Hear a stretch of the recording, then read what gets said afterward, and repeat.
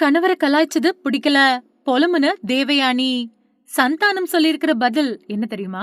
சந்தானம் நடிப்புல நாளைக்கு மறுநாள் டிடி நெக்ஸ்ட் லெவல் படம் வெளியாக இருக்கு.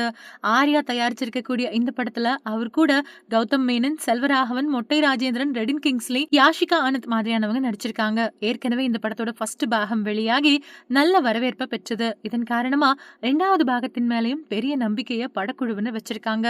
முக்கியமா ஹீரோவா வெற்றி பெற்று கொஞ்ச காலம் ஆயிட்டதால இந்த படத்தோட வெற்றிய அறுவடை செய்யணும் அப்படின்னு முழு முனைப்புல வேலை செஞ்சிருக்காராம் சந்தானம். இந்த நிலையில அவர் கொடுத்திருக்கக்கூடிய பேட்டி ஒண்ணு சமூக வலைதளங்கள்ல ட்ரெண்ட் ஆயிட்டு இருக்கு. குறுகிய காலத்திலேயே சந்தானம் பீக்குக்கு வந்துட்டாரு. ஒருத்தர் அதீத வளர்ச்சி அடைஞ்சாலே அவரை சுத்தி சர்ச்சைகளும் விமர்சனங்களும் வளரும் அப்படிங்கிறது தான் பொதுவான விதி. அதே மாதிரிதான் சந்தானத்தை சுத்தியும் வளர்ந்துச்சு. காமெடி செய்யறேன் அப்படிங்கிற பேர்ல அடுத்தவங்களை மட்டமா பேசுறாரு, உருவ கேலி பண்றாரு அப்படின்னு எல்லாம் விமர்சனங்கள் எழுந்துச்சு. அது மட்டும் இல்லாம என்றென்றும் புன்னகை படத்துல ஒரு பெண் நடிகை கிட்ட அவர் பேசின வசனம் பெரிய சர்ச்சைகளை உருவாக்குச்சு. அதுக்கப்புறமா அந்த வசனம் மாற்றப்பட்டுச்சு. இப்படி சில சர்ச்சைகளையும் விமர்சனங்களையும் சந்திச்சாலும் அவரோட காமெடியை ரசிக்கிறதுக்குனே ஒரு கூட்டம் இருக்கதான் செய்யுது. இதுக்கிடையில வல்லவனுக்கு புல்லும் ஆயுதம் படத்துல நடிச்சப்போ சந்தானம் தன்னோட கணவரை கலாய்ச்சது சுத்தமா பிடிக்கல அப்படின்னு சொல்லியிருந்தாங்க தேவயானி. இதை பத்தி அவங்க கொடுத்திருந்த பேட்டி ஒண்ணுல, என்னோட கணவரை சந்தானம் பயங்கரமா கிண்டல் அடிச்சதை நான் ஏத்துக்கல.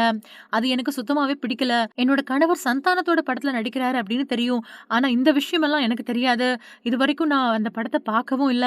சந்தானம் அப்படி செஞ்சது எனக்கு உண்மையிலேயே வருத்தம் தான் அப்படின்னு ஓப்பனாவே பேசியிருந்தாங்க தேவயானி.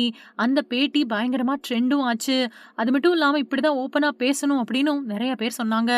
இந்த நிலையில டிடி நெக்ஸ்ட் லெவல் படத்தோட ப்ரமோஷன் பணிகள்ல மும்முரமா இருக்கக்கூடிய சந்தானம் தனியார் யூடியூப் சேனலுக்கு பேட்டி கொடுத்திருக்காரு. அப்போ அவர்கிட்ட தேவயானி சொன்னது தொடர்பா கேள்வி எழுப்பப்பட்டுச்சு.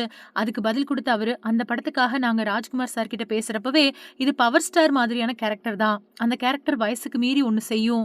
ஒரு பாயிண்ட்ல நாங்க எல்லாருமா சேர்ந்து உங்களை பயங்கரமா கலாய்ப்போம் அப்படின்னு சொன்னோம். அவரும் வசனங்கள், கதை அப்படின்னு எல்லாத்தையும் படிச்சுட்டு தான் ஓகே சொன்னாரு. அந்த சீன்ல பாத்தீங்க அப்படின்னா ஃபர்ஸ்ட் அவரு என்ன கலாய்ச்சிக்கிட்டே இருப்பாரு. யாரா இருந்தாலும் சரி, முதல்ல நாங்க ஸ்கிரிப்ட், வசனம் எல்லாத்தையும் சொல்லிட்டு இதெல்லாம் உங்களுக்கு ஓகேவான்னு கேட்டுட்டு தான் நடிப்போம்.